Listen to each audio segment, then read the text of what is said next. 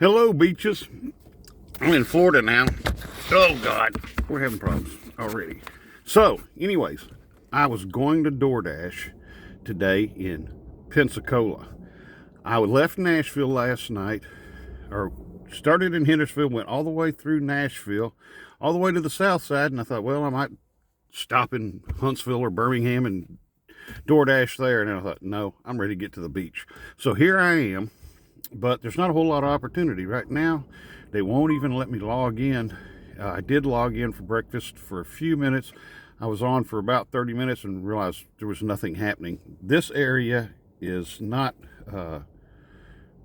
it's all tourist, but it's kind of their off season until March. So that's okay with me because it's still kind of cold here and I don't like the cold. So it looks like I'm going to go head further south. I don't know if I'll go all the way to Tampa just yet, but I'm going to head that way and then I'll work my way north from that point.